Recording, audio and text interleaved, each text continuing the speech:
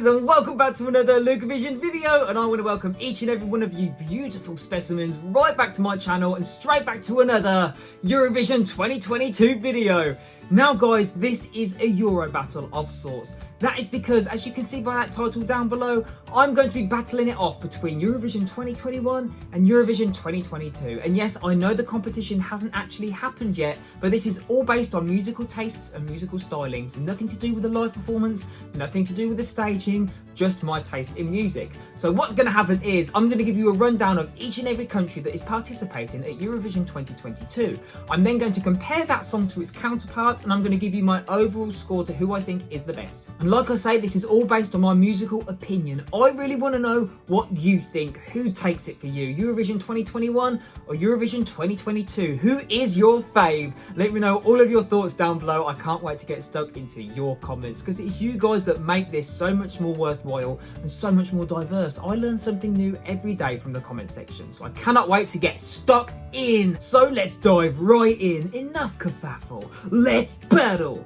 Okay guys, so how this is going to work is I'm pretty much going to go in reverse order from my top 40 for Eurovision 2022. So you're probably going to see a lot of 21s to begin with and then 22s as we progress, but let's see what happens.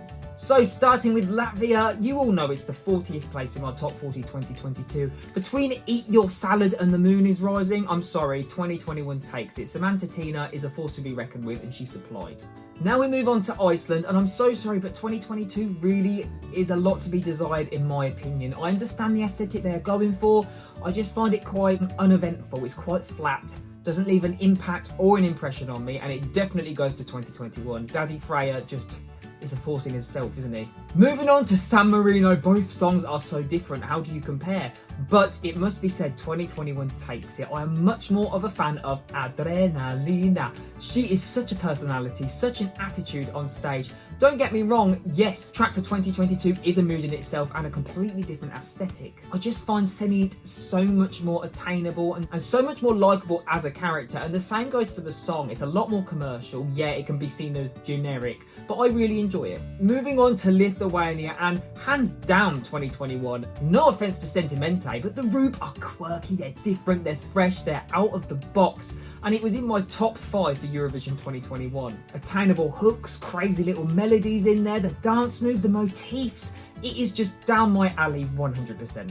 Okay guys, now moving on to Slovenia, and I'm sorry, it must be said, 2021 takes it again. Anna Soklik just supplied such an emotional, heartfelt and spine-tingly good ballad. Her deep, rich voice really makes the hairs on the back of my neck stand up. And I think in the right setting with the right mood, wow, what a powerhouse. This year to me just feels a little bit more tacky and a little bit more wishy-washy, if that makes sense. I love what they're trying to do and the angle they're coming from, but it just doesn't work for me. Okay, this was a tough one. We're moving on to Denmark now, and both of the songs, I really don't like both years from Denmark. I'm so sorry to you, Denmark, because previously you have been one of my top countries, but the latter years, I really feel like you've let yourself down. Last year, you were actually last place in my top, and this year, you are right towards the bottom. But if I had to pick, I would definitely say 2022. Fire and Flame to me seemed a little bit of a novelty entry, and not the good kind of novelty. It just seemed like a massive joke, like they weren't taking it seriously. I liked the 80s aesthetic and the vibrant energy they brought to stage. The enthusiasm was great, but everything else just did not work for me.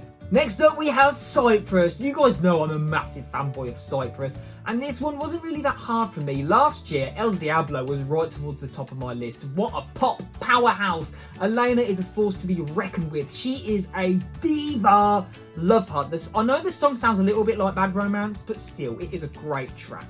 Whereas this year, yes, I really appreciate that they are hitting from a different ethnical kind of route, but I find the song quite wishy-washy, in my opinion. It's not the kind of song I would listen to. It doesn't make my musical taste buds tingle. Moving on to Serbia, and it must be said, 2021 takes this point yet again. The girls of Hurricane were a hurricane on stage. They really hit it off, didn't they? Great personalities, work extremely well together, and the song is fire from start to finish. So much energy, I was enthused, I loved every second of it. The song actually doesn't give you a chance to breathe. This year, yes, I enjoy the statement that they are making, but it doesn't grab me like 2021 did. Next up, we move to Moldova, and guys, 2022 take this point. Yes, I did enjoy Sugar, especially that long note and the Europe, woo! Yeah, a great moment, iconic in its own right. However, this year, I thought it was a bit of a joke to begin with, but the more you listen to it, it really does get stuck in your head, and I really appreciate the song for what it is. It brings a different ethnic element to Eurovision Song Contest, and I think we need more songs like this. I really enjoyed it. Well done, Moldova. Peace out. Next up, Bulgaria, and this is going to shock a lot of people, but the point goes to 2022. Don't come for me. I understand that not many people like Bulgaria 2022 and everybody loved Victoria 2021. However, Victoria from 2020 is superior to me. 2021 seemed a little bit more of a knockoff. However, 2022, it just kind of grabs me a little bit more. Yes, we all know how lame the song can be, but it does give me an 80s rock aesthetic, and that is the kind of song I really like. Growing Up is Getting Old did get old quite quickly. The ASMR vocal, the Billie Eilish vibe, it was a bit lost on me. I think I had my fill after Tears Getting Sober. Anything after that just was very lackluster. Now moving on, we have Greece, and the point goes to 2022. Well, I did really like Stefania and Last Dance. It was one of those songs that does grow old quite quickly. It was brought to life on the stage, but if we're talking studio versions, Die Together does stand out because it is such a moment. From that reverb intro, when the music suddenly hits, it is world class, and I think the standard has been raised so high for Greece this year. Next up, North Macedonia. Yet again, the point goes to 2022. The Seals track really, I did not get it at all last year. I'm so sorry, but the song structure was just a bit non-existent. I couldn't pick out a chorus. There was no attainable hook to grasp. Whereas this year, Circles really does supply an attainable hook while at the same time giving some proper emotion. I think they've really done well this year. Next up, we move to Portugal. This is a very difficult one for me to judge, guys, because both songs are so different and both hold such a strong narrative. But for me, it just goes to 2021. Love is on my side. That song just has such an old school, retro, vintage vibe to it. And I am so here for it. What a strong aesthetic. Love that track dearly. Don't get me wrong, this year I absolutely love it. But Black Mamba just, they've got me. Next up, Albania, and without a shadow of a doubt, this goes to 2022. Don't get me wrong, I really enjoyed Karma last year, but it was nothing that we hadn't heard before from Albania. I really love that this year they are outside of the box and they are hitting it hard, baby. Next up, we have Malta. Now, this one wasn't very tricky for me. It obviously goes to 2021. Don't get me wrong, I do enjoy 2022 and I enjoy it for what it is. I Am What I Am is very empowering. I really enjoy it, and the more I listen to it, the more it sinks in and the more it moves up my top 40. But Je me casse, can we just? What an absolute anthem. So robbed at the final. It is incredible. So vibrant, so fresh, so funky. Destiny is everything. Next up, we move to the Netherlands, and the point goes to 2022. This song is just so different. Yes, Jeanju did supply something very different indeed, but S-Team really supplies something hipster, something different, a little bit out of the box. And the story behind the track, wow, is everything. I really love this song. Next up, Australia. This might shock a few people, but the point goes to 2021. I actually really enjoy Montaigne Technicolor. The structure of the song, the hook in there, I think she's a great personality, and overall, I think the song is pretty decent, and I think a lot of people gave it a lot of unnecessary hate. This year, the song is great. I really do enjoy it, but it's just a case where Montaigne pips it for me. Moving on, we have Finland, and it is no secret that Blind Channel were number 1 in my top last year, so the point obviously goes to 2021. I do enjoy them this year, and I do love that it is another rock song by a reputable band. However, Blind Channel just brought something a bit girthier, a bit rockier, a bit more edgy, and it really reminded me of Linkin Park and a retro kind of feel. And it has a high nostalgia value for me too, based on a good time in my life. So 2021 has it.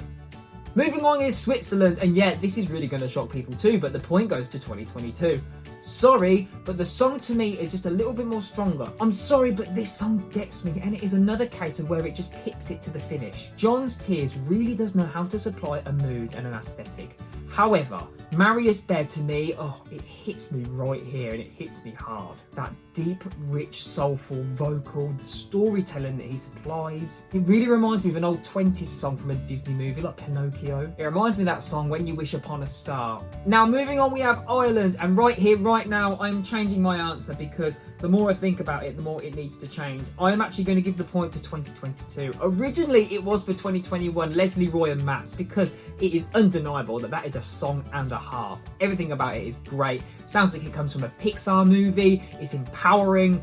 However, That's Rich really does appeal to my trashy pop side, and we all know that I love a trashy pop song, and Brooke does supply that indeed. And it is one of those songs that it just gets stuck in your head. The vocal arrangement is great, she does it incredibly well, and it has a good little drop in there. Next up, Croatia, without a shadow of a doubt, 2021. Albina, TikTok, forget about it. Incredible. She was a mood, she is a diva, she is fierce, she is empowering. Don't get me wrong, this year, 2022, is great.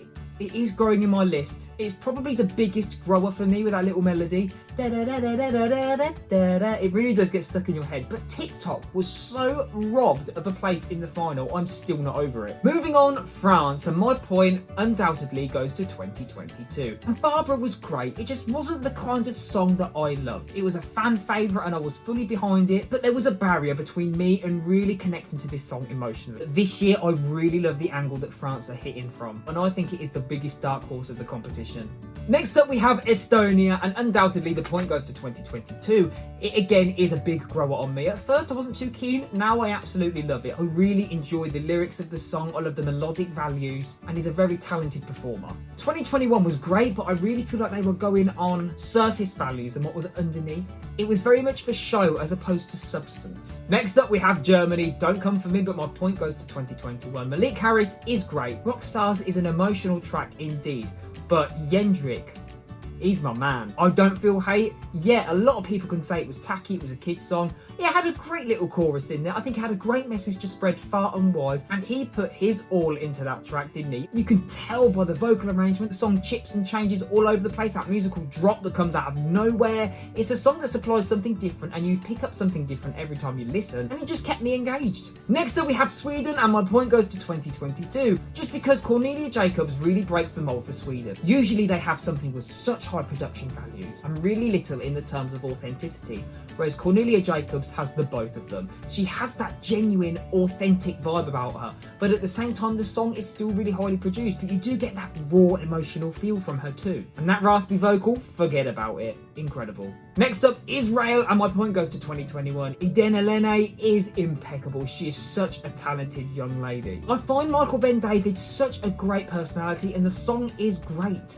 However, it's a little bit more commercial and more on the generic side, and they're kind of out-Swedening Sweden this year. Whereas 2021, Eden really brought something different, and I love that she got to showcase who she was as a singer in that track. It was modern, it was fresh, it was different, and it left such an impression on me, such a high impact. Right, this was a tough one for me, but Azerbaijan, I am actually going to vote for 2021. Matahari was just everything. Love how the song crescendoed towards the end. Great vocals, great track. It was very on trend for 2021, and I still love it now. It's a song that does grasp you and keeps you enticed throughout the entirety of the track. Don't get me wrong, 2022 is an incredible song and I really love it. But in comparison to 2021, I've got to give it to Effendi.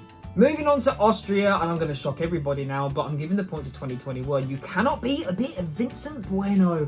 Oh, that voice is incredible. He really gives me a Michael Jackson feel. Like, I feel like he's the kind of artist that can do it all. We know he can do a ballad with Amen. We know he can do a bop with Alive. He is just incredible. And I really do enjoy Halo this year. It is a really good song. However, it does fall on the more commercial side for me and a little bit more generic. And after seeing some of the pre-party performances, ugh.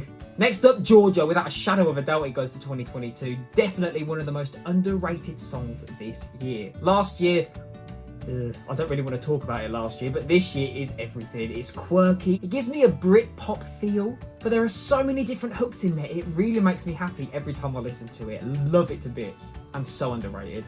Next up, Poland. And I love both of these songs for different reasons. Yeah, I know there was a lot of hate and controversy around 2021 with The Ride, but I really enjoyed it. It was such a guilty pleasure of mine. It was a jam. It was feel good. It was very, very tacky, but we all know I'm a fan of a tacky song. However, this year beats it hands down. Ockman and River, can we just? A voice like caramel, silky smooth. Oh, it's everything, and it really hits. Point goes to 2022. Next up, we have Italy. This is a tough one indeed, because I absolutely stan Mahmood, But can we just about Måneskin? They are a worldwide phenomenon, and damn right they should be. There are so many acts that Eurovision should be a worldwide phenomenon, and they should be a great influence to other people that want to go forward for Eurovision. Both songs so different, with different vibes, different feels, different energies, but it definitely has to go to Måneskin. 2021 have got the point. So out of the box, so different, and so incredible. Next up, Romania, and I'm giving the point to 2022. We all saw what happened to Roxanne last year, and bless her vocals were just not up to scratch. She had so much to do on that stage, didn't she? Bless her heart. But even if that is out of the equation and we look at the studio versions, I am definitely more of a WRS cheesy, tacky pop kind of boy rather than this groundbreaking, ambiguous Amnesia fan. Do you know what I mean? It's a contagious, infectious, catchy little number that I can definitely get behind. 2022, you got it, baby. Next up, Belgium, and this is definitely going to 2022. The song gives me a Neo vibe. He is very cool. He really does have a cool factor about him. He's effortless. He can hit those notes with ease. He has a great vocal range on him. The song is just so smooth. I love that there's also a soulful element in there as well. It's modern with a soulful vibe. 2021? Yeah, it was okay. It was more dark pop, wasn't it? But we have become accustomed to for Belgium. Hooverphonic really brought us something different, and it did stand out, but 22 pips it. Next up, Ukraine. The point goes to 2022 for me without a shadow of a doubt. I really did enjoy Shoom last year. It was so different to what we had seen last year in the competition. However, Stefania has one of those hooks that I cannot get out of my head, and it is one that doesn't leave. When it's between Stefania,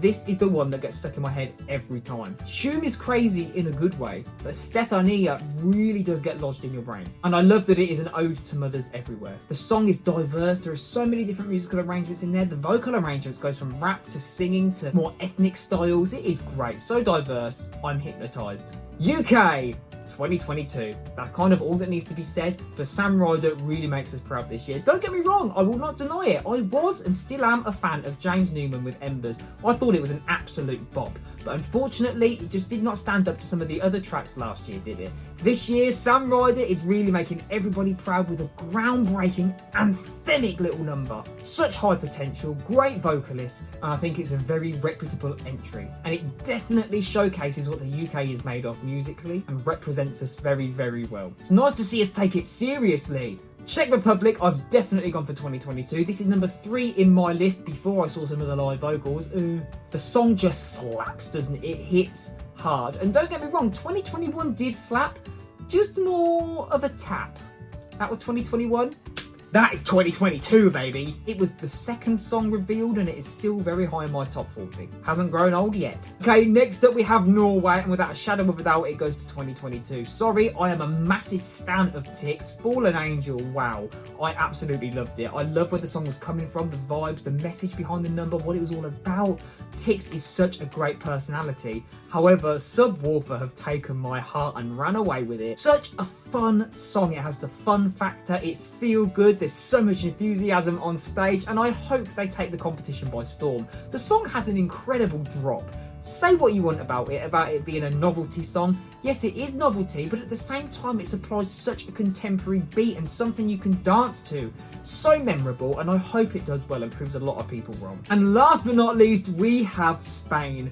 I was a massive fan of Blas Canto last year, and he was very high in my top, but this year, Chanel, where have you come from? Please stay. This song is everything. Yes, this is about studio versions, not the live versions. And a lot of people are saying, well, the song's very boring without that dance break. And yeah, I know what you mean, but even when I was reviewing this in the Benidorm Fest when it was one of the contenders, I still really enjoyed it. I loved that hook. Blas Canto was a very emotional performer. It was such an emotional track, and I really enjoyed it. But as we have learned through this video, I am a cheesy, tacky pop boy, and this song appeals to my best nature. She is a diva and an amazing vocalist, and it is very modern. She does remind me of Camilla Cabello just by listening to her vocal tone. What else can I say? 2022 has taken it by a mile. Whew.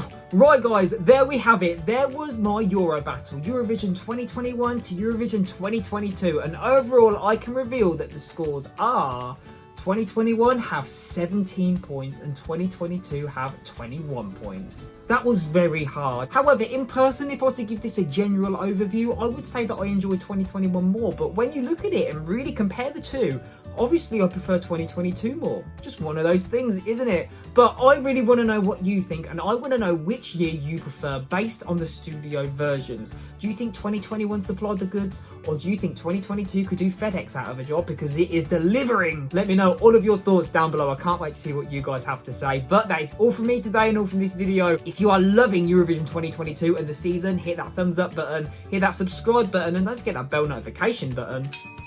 That way you can stay up to date with all the other videos I have coming out on this channel and you won't miss a trick. But that is all from me, and all that's left for me to say is thank you so much for watching. Please stay safe, look after yourselves, and I will see you in the next one. Take care everybody.